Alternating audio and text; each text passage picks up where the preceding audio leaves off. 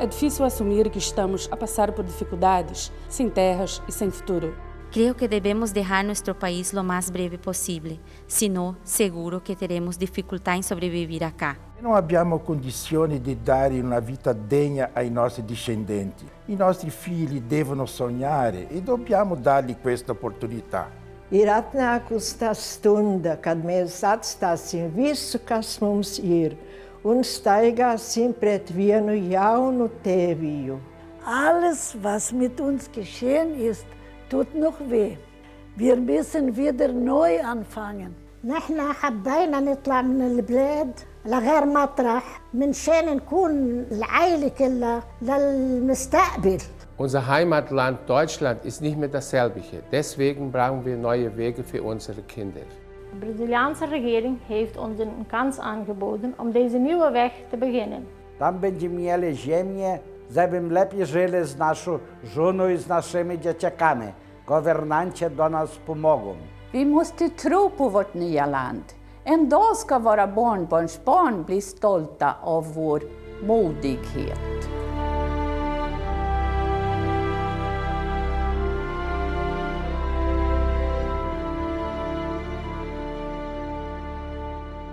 لأولادنا لعائلتنا Wir müssen wieder neu العائلة كلها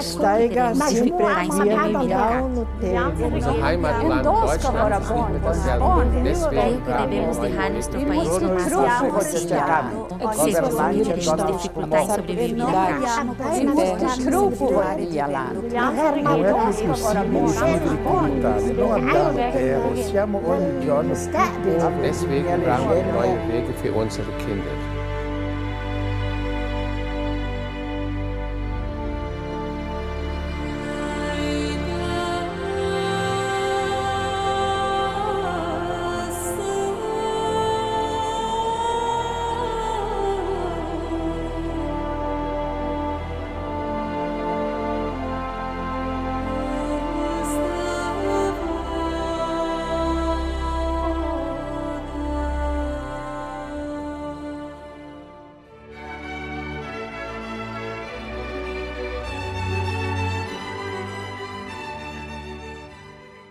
O gaúcho não é uma etnia, o gaúcho é uma congregação de etnias.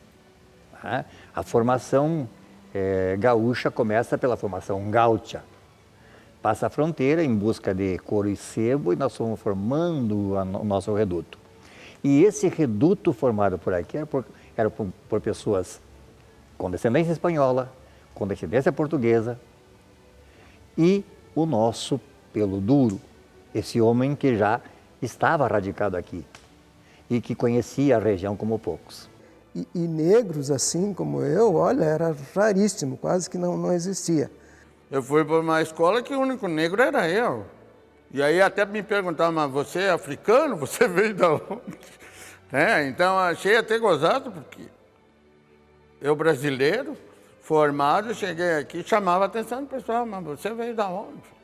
Eu tinha bastante amigo, porque era guri, né, e a gente era muito arteiro, né, e casualmente todos os meus vizinhos eram descendentes de alemães, italianos.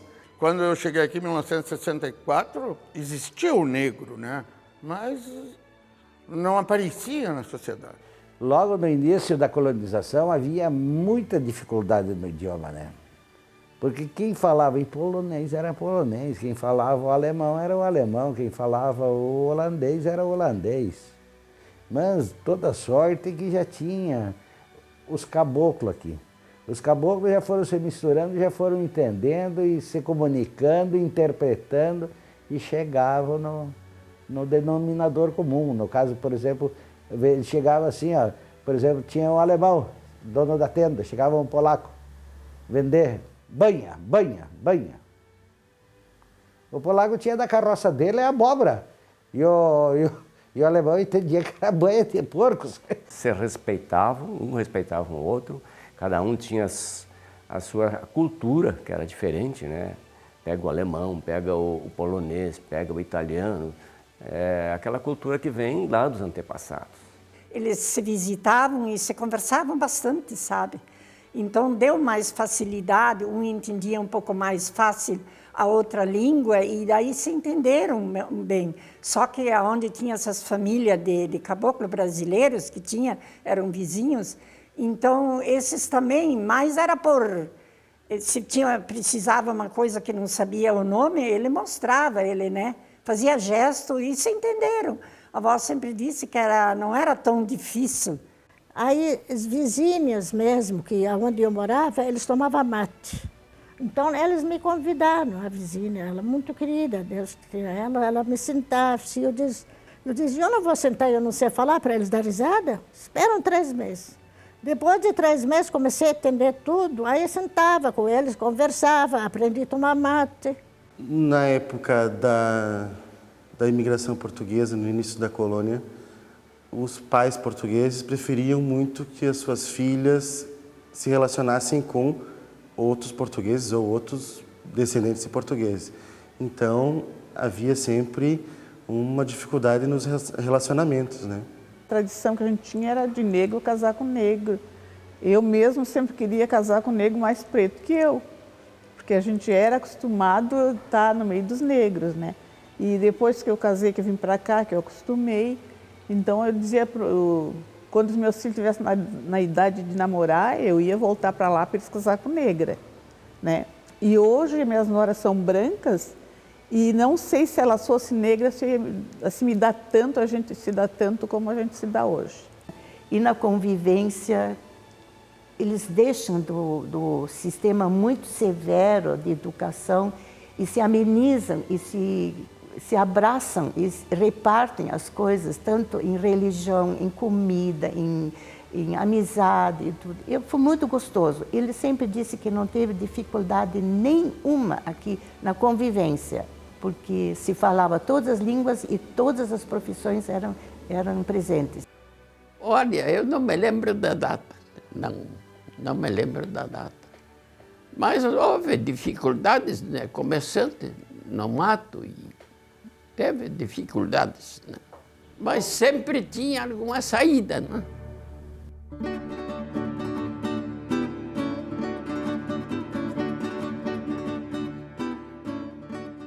O ensino era muito rigoroso.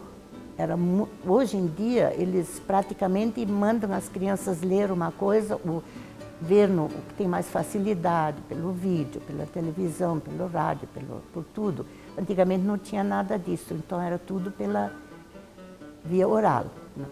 E as professoras nos ensinaram a escrever corretamente e reto, botavam uma régua.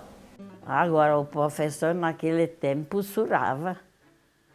Ou nós apanhava, se fazia arte, ou não fazia assim, para escrever, conta para fazer, de mais, de menos, e errava. Olha, dava umas palmadas nas mãos que Deus o livre. O primeiro ensino ministrado aos filhos dos imigrantes poloneses foi dado pela família. Não tinha escola. Depois, eles se cotizavam e pagavam um professor para ensinar o que ele sabia para as crianças. E mais tarde, sim, foram construídas escolas particulares. Quando chegaram aqui, aí me disseram que tem uma colégio das irmãs, que tem uma freira e uma professora falava francês. Eu fiquei feliz da vida. Aí nós fomos, eu e meu marido, levamos criança lá e começaram a normalista, faziam uma roda. Eu botava eles no meio, assim, para ver só. As crianças falavam francês, porque lá no Líbano a colégio não é uma língua, só 3 línguas. Eles adoravam eles. Tudo queriam aprender, queriam ver como criança pequena fala francês. Parece uns bonecos estavam na mão deles. Chegava em casa, pai, olha, lá o professor surou. Bem que fez que surou. Hoje o professor apanha e sura para ver. Hoje criança não pode, professor dar um tapinha, nem um puxão de orelha. E nós ajoelhava em cima de um grão de milho. Pessoas idosas, mulheres inclusive, que não sabiam falar português, foram levadas presas por uns dias para interrogatório porque falavam a língua italiana. Nós, crianças, nós sentimos muito, porque nós tínhamos aquelas histórias infantis que são mundiais, como João e Maria, e a Branca de Neve e tudo, mas como era escrito em alemão, nós tínhamos que queimar. Os mais idosos não conseguiram aprender o português. Terminaram indo a óbito falando dialeto. Isso foi muito pesaroso, muito traumatizante para nós. Mas passou tudo e eu acho que foi ótimo, porque afinal nós estamos no Brasil, né?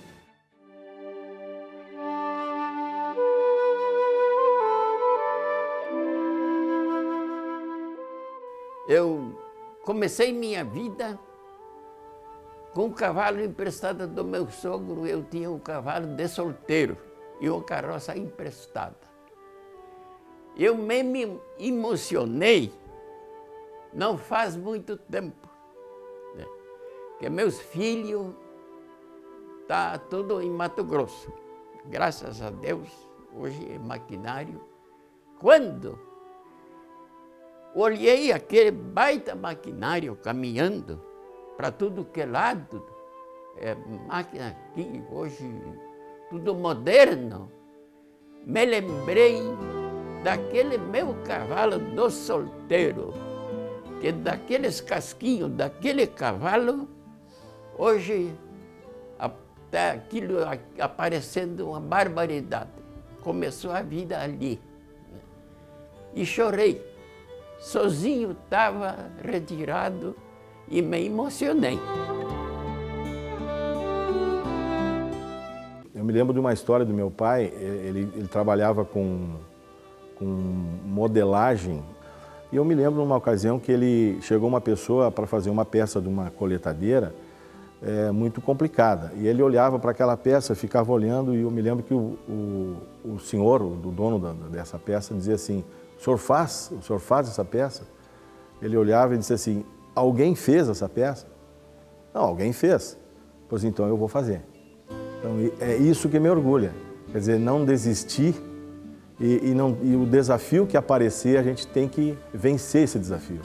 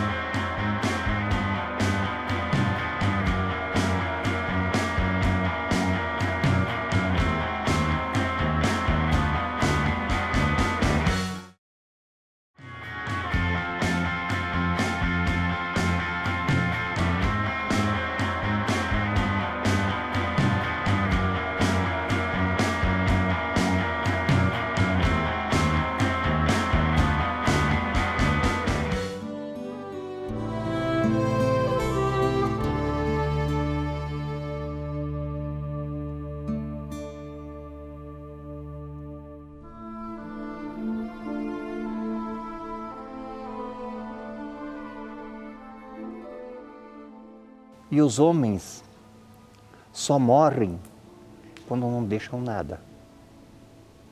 E eu quero deixar eles como herança. Nenhuma moeda de ouro, mas o meu nome. Assim como eu tenho orgulho de ter herdado o nome do meu pai. Me orgulho lá de ser negro e eu acho que deixei um legado para os meus filhos que hoje se orgulham de mim. Eu me emociono quando eu me lembro dos meus avós ou dos meus antepassados, porque foi eles que nos trouxeram essa cultura, foi eles que nos deram essa educação que a gente tem, né, e que a gente pode passar para os filhos, que sabem que é uma educação sadia, perfeita. Meu pai e minha mãe, eu sinto muita saudade, porque se não fosse eles, eu não seria o que eu sou hoje.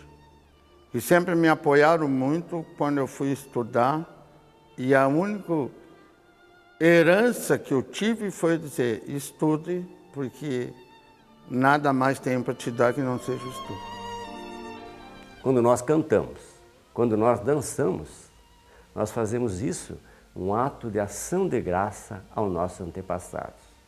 Um ato de agradecimento por esse legado maravilhoso que nós temos e temos a obrigação de deixar para os nossos filhos e netos.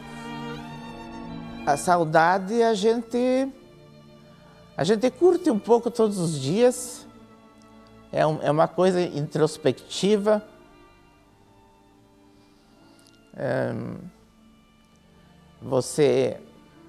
Muitas vezes você vai fazer alguma coisa aqui, a gente pensa, poxa, fulano tivesse aqui seria tão bom. A gente lida lembrando e eu faço questão de lembrar. Nós somos os troféus dos nossos antepassados. Tudo aquilo que eles passaram, de sofrimento, de vida difícil, nós somos a glória deles hoje, se eles pudessem nos ver. Deixei tudo, meu parente, e deixei tudo lá. E de graça de Deus, aqui estou bem. Casei, tenho filho, de graça de Deus, muito bem. Eu sinto muito feliz aqui no Brasil.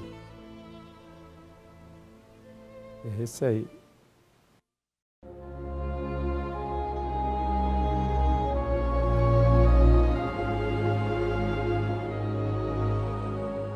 Havia o consenso de que Juí estava sem ideias, que não estava progredindo e que precisava se inventar um novo rumo para Juí e a região.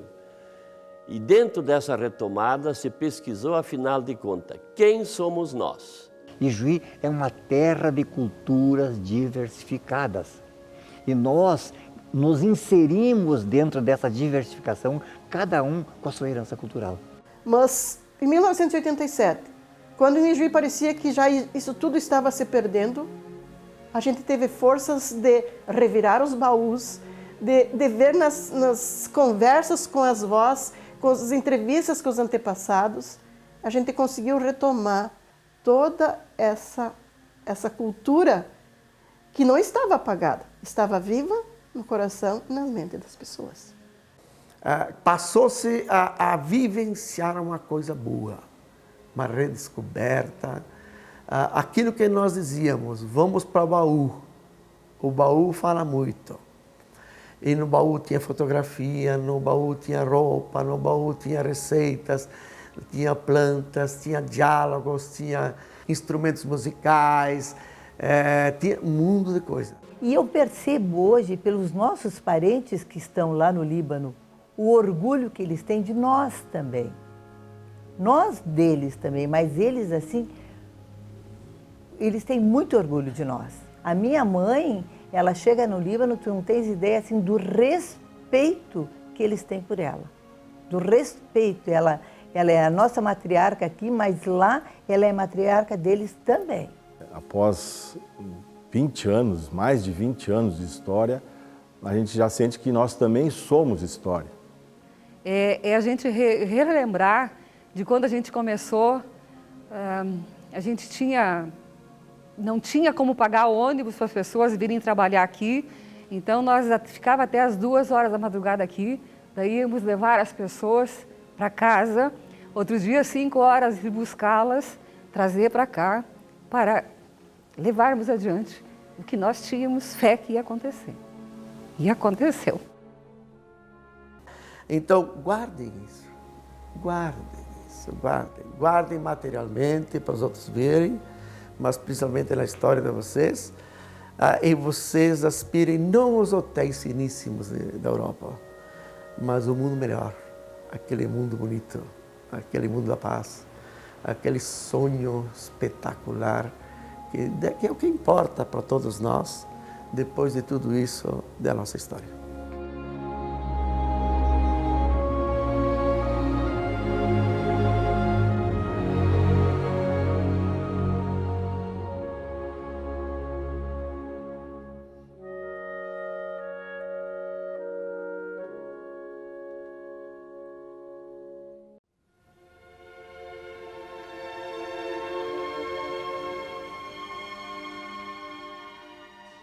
A gente sente um orgulho muito grande quando vê uma criança vestida com os trajes típicos da Letônia. E a gente tenta passar essa cultura desde pequenininho. Passei para minha filha esse amor à cultura espanhola e estou passando para minha neta, que será o futuro da casa, talvez o futuro da casa espanhola, essas crianças de agora. Como a gente sempre teve essa essência espanhola, né, no nosso sangue, né, através da minha prima, que já estava dançando aqui nos Espanhóis, logo quando foi fundada a casa, eu acabei também entrando no grupo juvenil. E agora a gente está aí até hoje no grupo, já estou aí há 18 anos dançando, né, levando em frente o nosso grupo.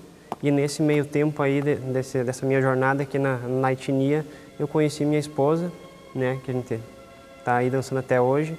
E a gente tenta não deixar o grupo acabar, a etnia continuar, porque é uma grande satisfação e emoção muito grande estar aqui dançando e presenciando aí com o meu filho aí.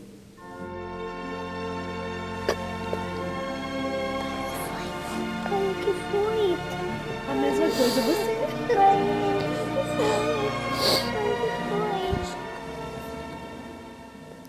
O meu maior orgulho é participar do movimento étnico dos poloneses desde o ano de 1987 e conseguir levar comigo e passar nas gerações que são nas minhas filhas todo esse legado cultural que foi passado a mim pelos meus avós e pelos meus pais e que com certeza elas darão continuidade futuramente. Os meus avós, eles são letos, o meu pai, ele é leto. Eu sou leta com muito orgulho e quero que a minha filha, espero que a minha filha continue essa cultura leta e amando e passando isso adiante para todas as outras gerações. Dançar é uma emoção tipo que vem de dentro de mim, então me sinto outra pessoa quando eu estou dançando. No futuro, eu sonho ser presidente da Casa Afro. Eu gosto de me vestir com a roupa portuguesa porque ela é muito colorida e eu me sinto muito bem. Eu quero dançar com a minha mamãe e com meu papai quando eu crescer. Um dia eu quero ser a primeira prenda. Meu grande sonho é dançar no grupo Leto, porque eu acho muito bonitas as danças. Eu gosto de dançar e andar a cavalo e um dia eu crescer que nem o meu pai patrão. Eu quero continuar dançando porque é muito legal. Eu gosto muito da casa portuguesa, com certeza.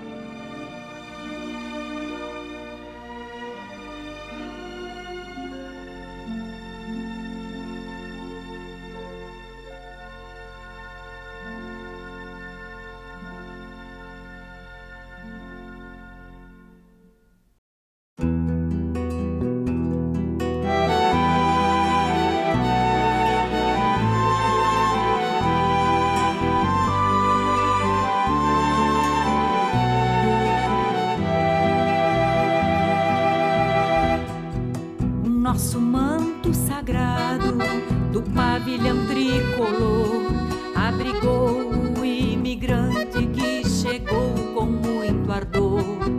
O sonho de nova pátria fez nascer um novo dia. Na mescla de tantos povos, um novo tempo surgia. Crendices e dialetos, folclores e tradição, cada um com seus legados guardados no coração.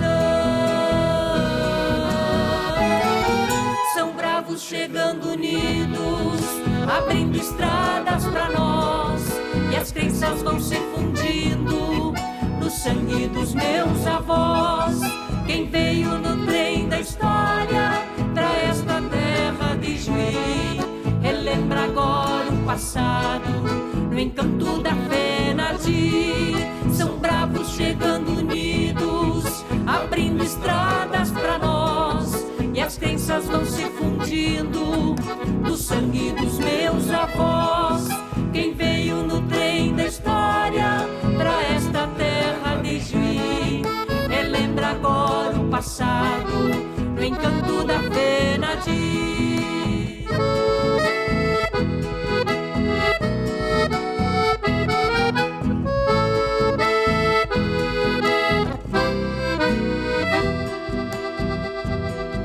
A terra boa deu frutos, cada um tem o seu pão, cada história, um intento, todo intento, uma oração.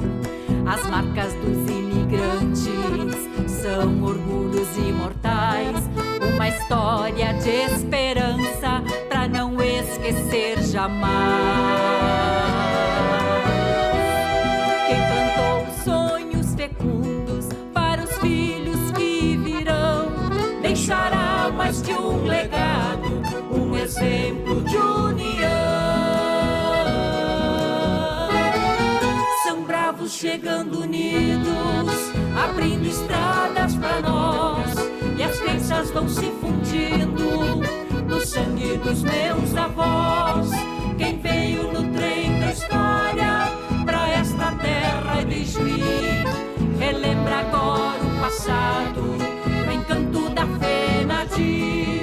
São bravos chegando unidos, abrindo estradas pra nós, e as crenças vão se fundindo no sangue dos meus avós. Quem veio no trem da história pra esta terra de Juí, relembra agora o passado, no encanto da Fenadi.